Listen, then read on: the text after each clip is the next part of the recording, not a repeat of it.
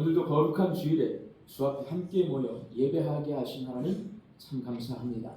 하나님께 예배드리는 이 시간, 하나님의 온 세상의 주인이시고 역사의 주인이시고 내 삶의 주인이심을 고백하는 믿음의 고백을 담아 열의 하나를 구별하여 11조와 감사의 여물과 다른 제목으로 작은 정성을 주 앞에 올려드립니다.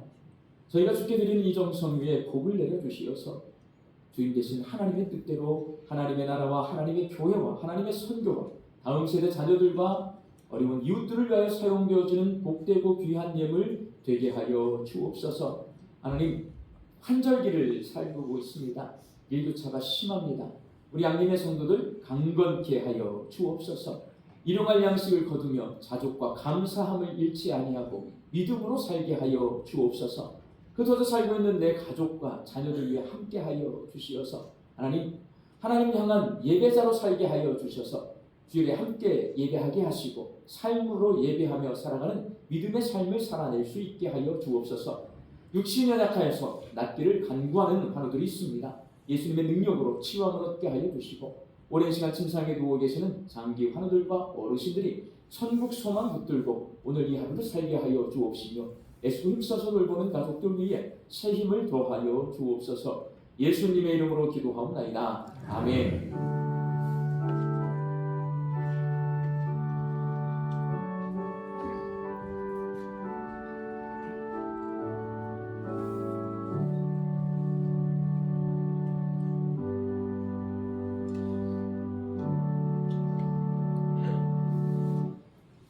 오늘 우리에게 주시는 하나님의 말씀은 마태복음 21장 12절에서 17절까지의 말씀입니다.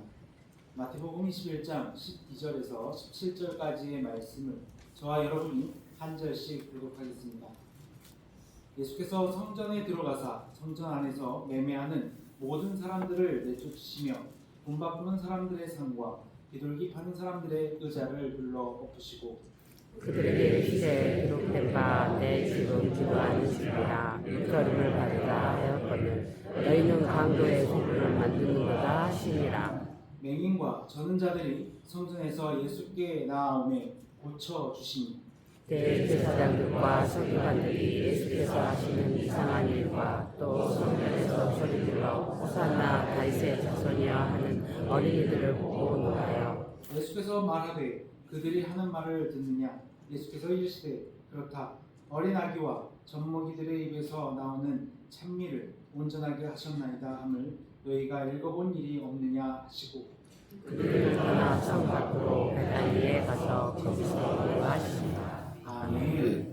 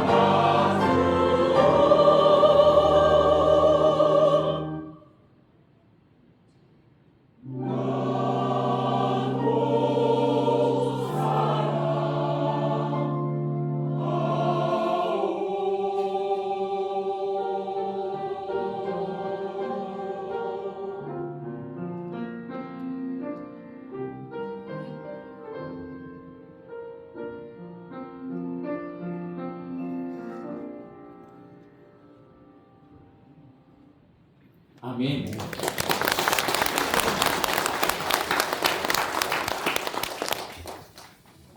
고 김대중 대통령은 취임 직후 IMF 외환 위기 상황에서 강력한 개혁을 통해 경제를 빠르게 회복시켰고 민주주의 발전과 인권 신장과 남북한의 관계 개선에 크게 기여하는 것을 인정받아서 노벨 평화상을 수상했습니다.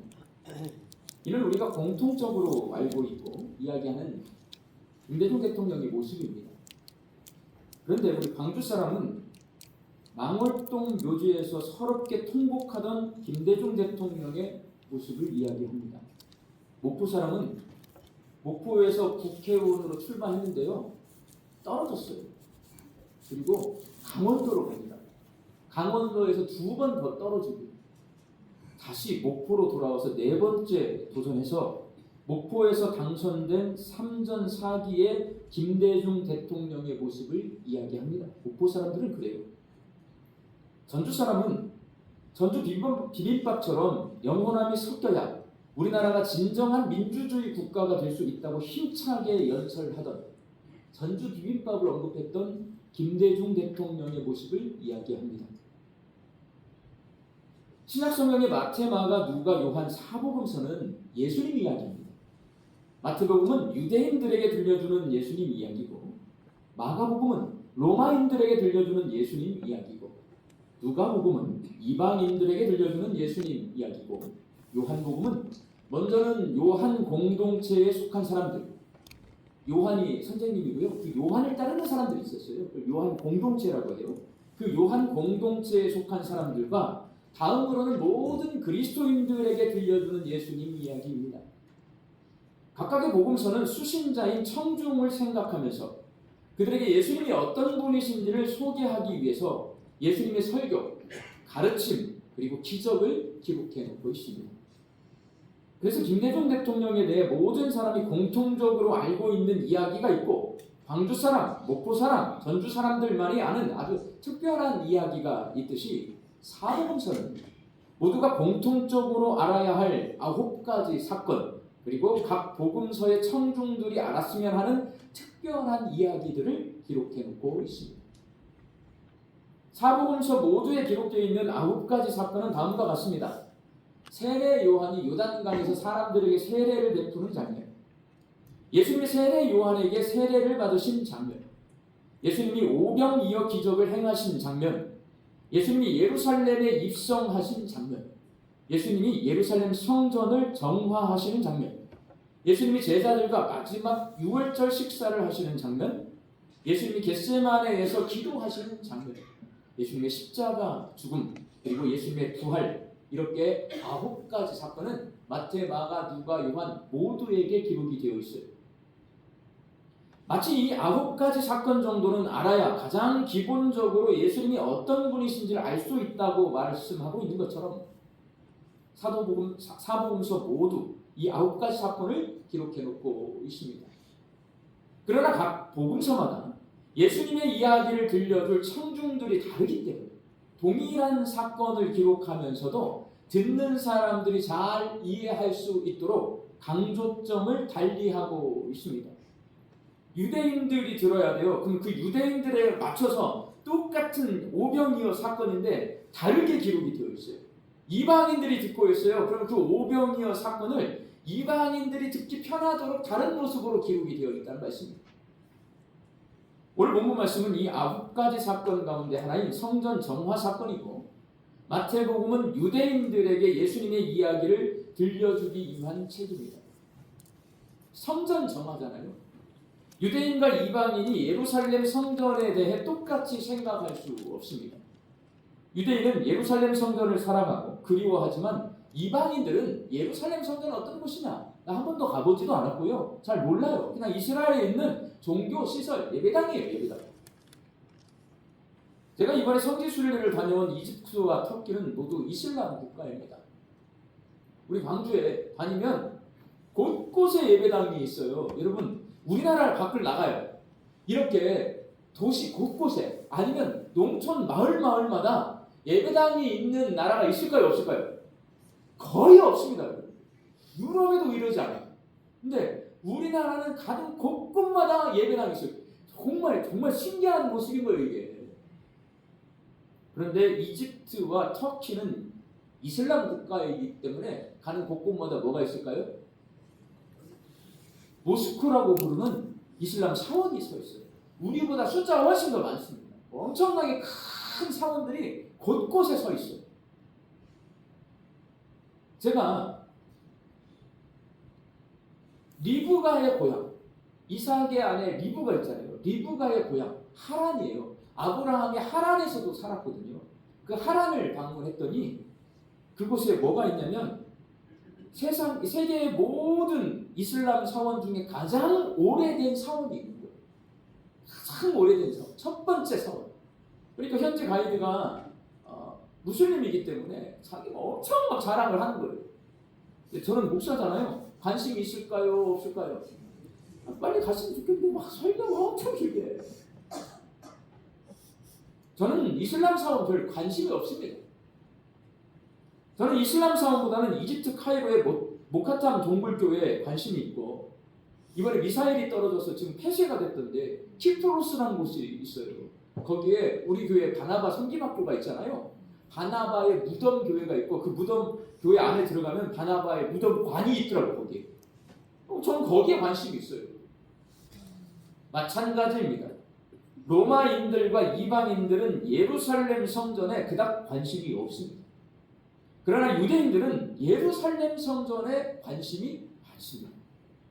그래서 유대인들을 위한 복음서인 마태복음의 성전 정화 사건은 나머지 세 개의 복음서와 강조점이 다를 수밖에 없습니다. 왜? 나머지 세 개의 복음서보다 마태복음은 유대인들을 위해 썼기 때문에 예루살렘 성전에 대한 이야기를 훨씬 더 자세하게 쓸 수밖에 없습니다. 로마인들을 위해 기록한 마가복음은 성전이 모든 사람이 하나님께 예배하는 집이다. 모든 사람이 하나님께 예배하는 집이다. 강조합니다. 그래서 마태복음은요, 오늘 본문 말씀에 내 집은 기도하는 집이다 라고 써놨는데, 마가복음은 뭐라고 써놨냐면 만민이 기도하는 집이다. 유대인만 기도하는 집이 아니고 이방인들까지 모든 사람이 기도하는 집이다. 마가복음은 그렇게 써놨습니다. 왜? 로마 사람들에게 보낸 편지이기 때문에. 그리고 이방인들을 위해 기록한 누가복음은 예루살렘 성전에 크게 관심을 기울이지 않아서요. 어떤 일이 벌어지냐? 성전 정화 사건이 4절밖에 안 써있어요. 관심이 없어요. 그리고 짧게 써놨어요. 그리고 뭐에 관심이 있냐? 성전 정화 사건보다는 예수님이 성전에서 말씀을 가르친 거에 관심이 있어서 말씀을 가르치는 내용을 더 길게 써놨어요. 또한 요한 공동체에 속한 사람과 모든 그리스도인을 위해 기록하는 요한복음은 어떻게 써놨냐? 영적인 복음서다 보니까 누가 성전이냐면, 야, 예루살렘 성전 너네 관심을 많이 갖고 있는데 그거 말고 이제부터는 예수님이 성전이다. 그 관점으로 써놨어요. 이렇게 복음서마다 그 복음서를 예수님 이야기인데 예수님 이야기를 들려줄 청중에 의해서 오늘 성전 정화 사건을 강조해서 다른 관점으로 다 써놨어요. 그럼 오늘 본문 말씀 유대인들을 향해서 쓴 복음서입니다. 이 마태복음은 성전 정화 사건을 통해서 뭘 강조하고 있을까요? 마태복음이 강조하고 있는 것은 예수님이 치료자이심을 강조합니다. 마태복음은 예수님이 육체의 질병으로 고통스러워하는 병자들만 고치시는 분이 아니라 병들어서 제 기능을 발휘하지 못하고 있는, 병들어서 하나님 앞에 제대로 예배를 드리지 못하고 있는 예루살렘 성전까지도 고치시는 능력을 가진 메시아이시다 라는 것을 강조하고 있습니다. 예수님은 성전 정화 사건을 통해 병들어서 강도의 소굴이 되어버린 예루살렘 성전을 기도하는 집으로 바꾸어 놓으셨습니다. 당시 예루살렘 성전에 있는 이방인의 뜰에는 성전을 방문하는 사람들이 성전세를 낼 수 있도록 동전을 바꾸어주는 환전상들, 그리고 제사의 제물로 드려질 비둘기, 염소, 양 이런 짐승을 파는 장사꾼들이 있었습니다. 제가 중학교 다닐 때에 학교에 매점이 있었습니다. 매점 사장님이 머리가 하얀 아저씨였어요. 중고등학교 전체 학생 수가 2,500명 정도 됩니다. 그럼 학생들이 그 매점에 가서만 먹을 수 있잖아요. 교문 밖을 못 나가니까 그 매점에 가서만 쉬는 시간이나 점심 시간에 가가지고 간식도 사 먹고 점심 시간에는 거기 국수도 팔고 짜장면도 팔았어요. 그럼 이 매점이 2,500명을 대상으로 매일 장사를 하는 거잖아요. 자, 돈을 많이 벌었을까요? 못 벌었을까요? 제 생각에는 지금 생각해보면 돈 많이 벌었을 거예요. 그 매점 주인 아저씨가 어느 날 저희 교실에 들어왔는데 영어 선생님으로 들어오셨어요. 나중에 봤더니 그분이 서울대를 나오셨더라고요. 그러니까 매점 주인 아저씨는 우리 영어 선생님으로 오셨고 그 매점에 가봤더니 그 아저씨 아내분이 아줌마가 이제 매점에서 장사를 하시는 거예요. 나중에 고등학교, 중학교 때는요 그런 거 별로 관심이 없어요. 근데 고등학교 때 올라가서 보니까 그 아저씨 우리 영어 선생님이 우리 이사장 동생이에요. 가족끼리 해먹는 거야. 그래서 우리 고등학교 때 제가 그걸 어떻게 알았냐면 우리 학생의 또 똑똑한 애가 회장이 됐어. 이러면 안 된다고 또 대모하자고 끌려 나갔다가 또 선생님들한테 한 대씩 맞고 다시 돌아왔어요. 예수님 당시 예루살렘 성전에도 그런 이권 카르텔이 연결되어 있었습니다. 이방인의 뜰에서 동전을 바꿔주고 가축을 팔면 큰 돈을 벌 수가 있었습니다. 그래서 성전에서 장사할 수 있도록 허락해주는 권한을 가진 대제사장이 그 이득을 챙겼습니다. 네, 장사하도록 허락해주고 거기에서 그 이윤이 나오면 돈을 받은 거죠.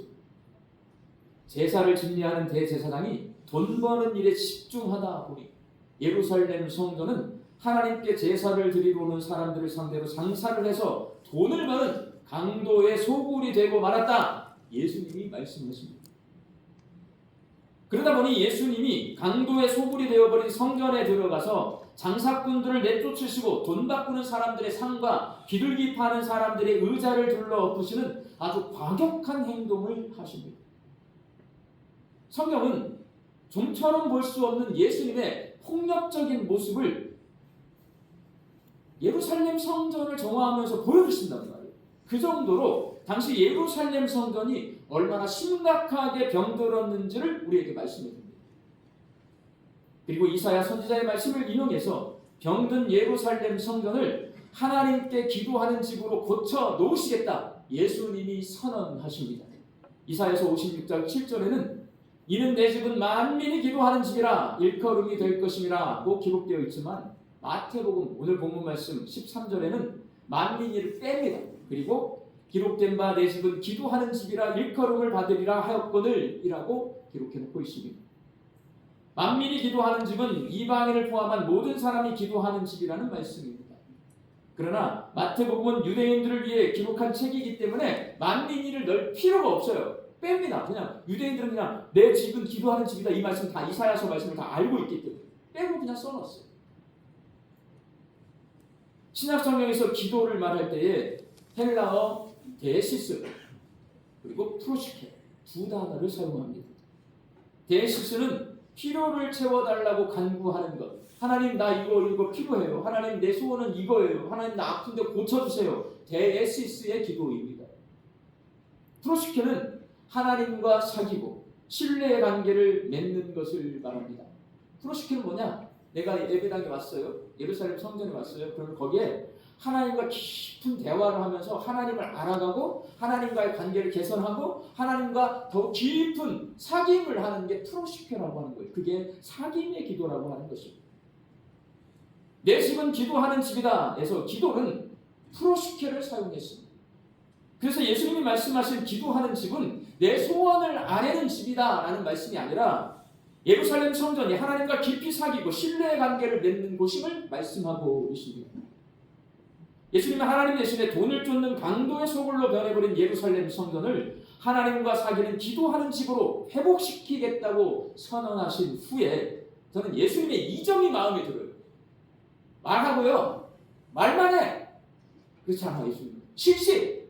말하자마자 실시입니다. 실시. 오늘 보면 14절 말씀 함께 읽습니다. 맹인과 젊은 자들이 성전에서 예수께 나오매 고쳐주시니 당시 시각장애인이나 지체장애인들은 율법 규정에 의해 예루살렘 성전에 있는 이방인의 뜰에 들어올 수 없습니다. 하나님 앞에 예물을 드릴 때 흠없고 순전한 것으로 드립니다. 하나님 앞에 예배를 드릴 수 있는 사람, 흠없고 순전한 사람이어야 합니다. 그래서 장애인들은 못 왔어요, 여러분, 구약 시대에. 그러나 마태복음 예루살렘 성전에 들어올 수 없는 장애인들이 성전에 계신 예수님께 나와왔다라고 기록해놓고 있습니다. 다른 데는 없어요. 이 본문은 마태복음에만 있습니다.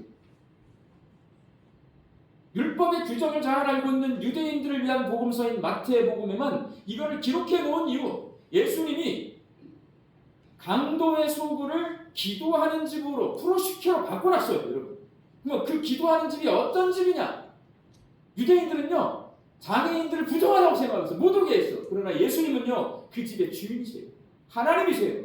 기도하는 집, 장애인들이 와서 하나님이신 예수님께 고침을 받는 것으로 그렇게 바꿔놓은 것을 마태복음은 기록하고 있는 것입니다.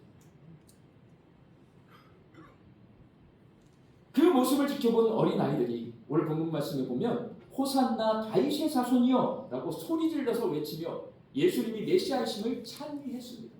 예수님이 그 장애인들이 나오게 하고 그들을 고쳐주시는 모습을 보고 호산나 다윗의 자손이여, 이건 메시아라고 하는 찬미송이거든요.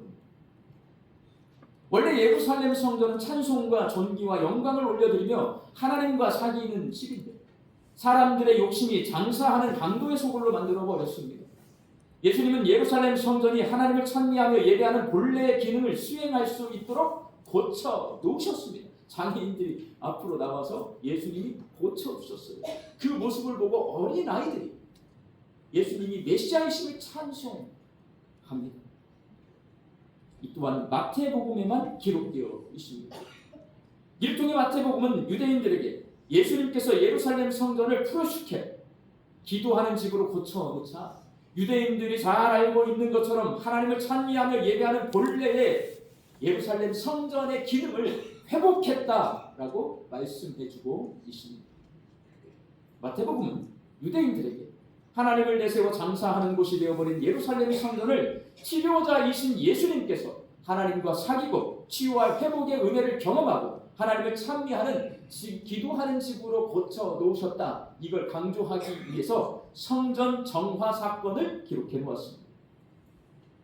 사랑하는 광주 양립교회 성도 여러분, 오늘 이 본문 말씀은 예수님이 머리이시고 우리 성도들이 몸인 우리 광주 양림교회가 과연 기도하는 집인가를 생각하게 해주는 말씀입니다.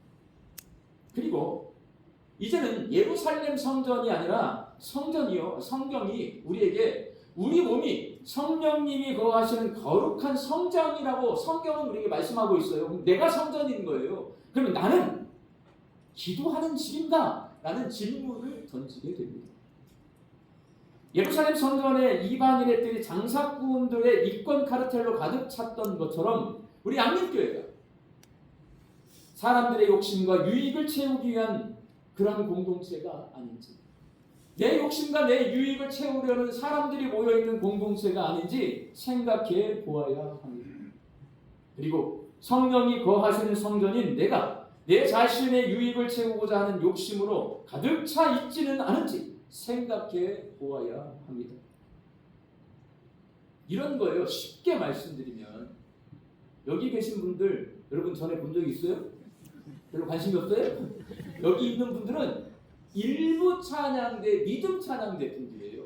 오늘 지금 2부 예배 오셨잖아. 원래 이분들은 7시 예배에 찬양하던 분들이 오늘 여기 선수막에 있는 것처럼 찬양대 예배 동행주의를 해서 1부가 2부에 지금 와서 오늘 찬양을 했어요. 이 일을 하는 이유는 뭐냐면 우리 성도들이 1, 2, 3부 나눠져서 예배를 드리다 보면 양림교회에서 함께 신앙생활을 하고 있는데 한 번도 못 봐 이분들. 그러면 이분들이 우리 교인인지 몰라요. 그래서 찬양대에서 요청을 해봤어요. 우리가 이렇게 찬양대가 예배 시간을 바꿔서 찬양해서 성도들과 이렇게 모지할 수 있도록 해주십시오. 오케이, 저 이런 거 너무 좋아요. 땡큐. 보통 다른 교회 같으면 이러면 또 막 지휘자 이렇게 세워서 반주자 이렇게 해서 박수 치고 찬양대 박수 치고 해요. 찬양 끝나면 찬양을 잘했다 막 박수 쳐주고 그래요. 오늘 특별히 원래 찬송가 부르는데 다른 멋진 찬송을 다 준비해서 왔어요.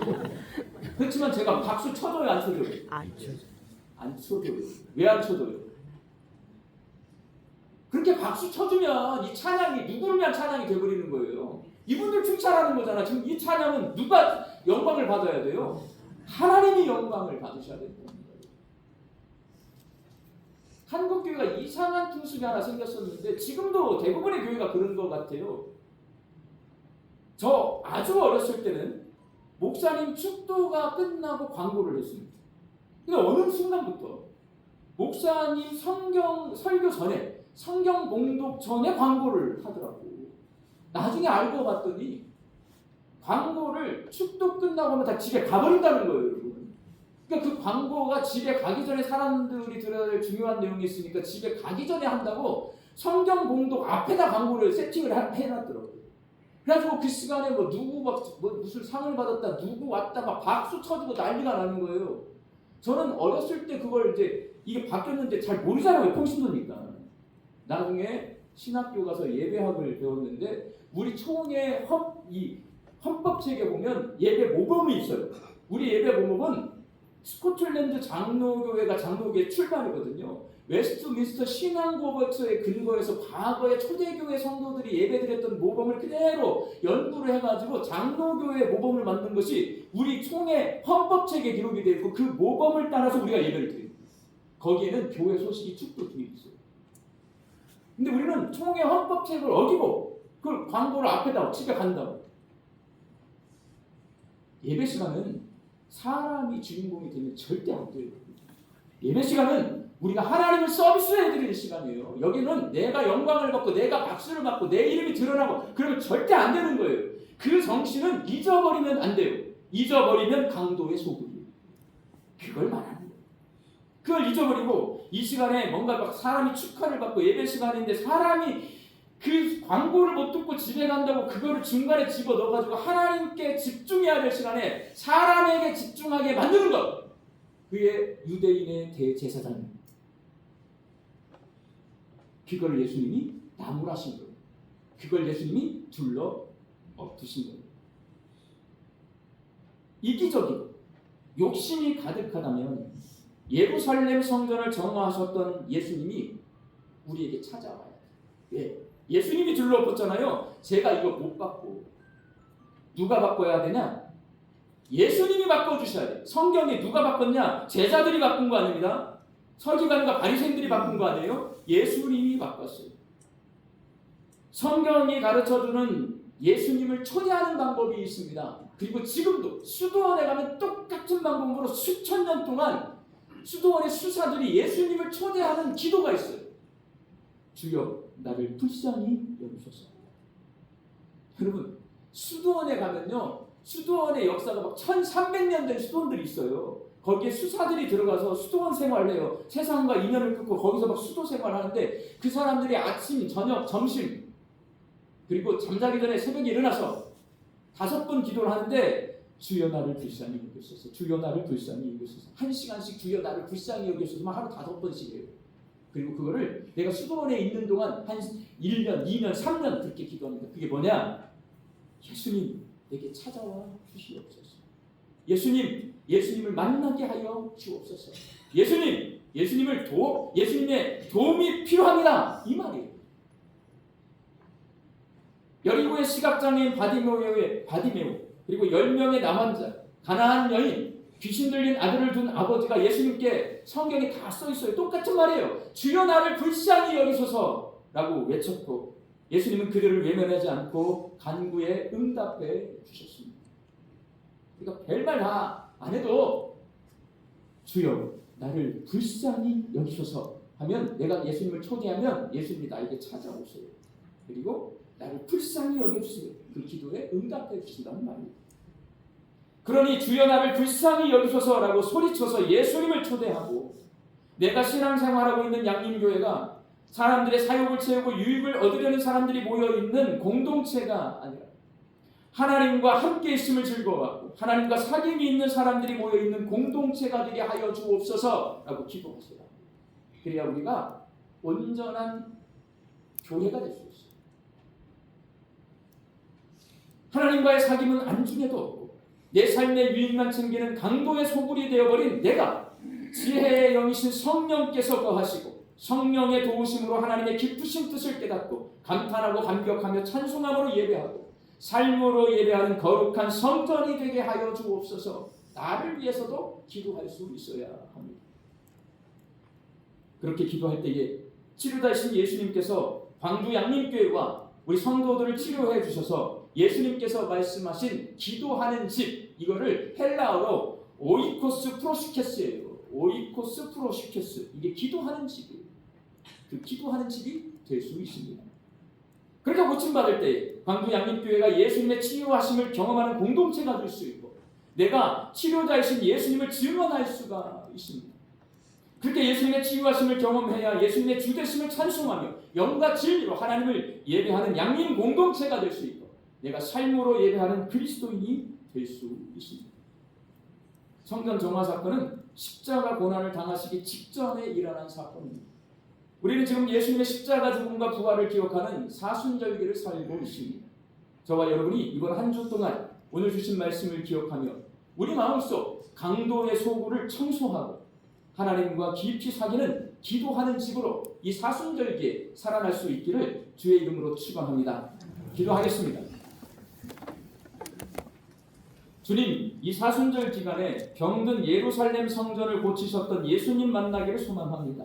주여, 우리를 불쌍히 여기사 우리가 신앙생활하고 있는 광주 양림교회가 자신의 사역을 채우고 유익을 얻으려는 사람들이 모여있는 공동체가 아니라 하나님과 함께 있음을 즐거워하고 하나님과 사귐이 있는 사람들이 모여있는 공동체가 되게 하여 주옵소서.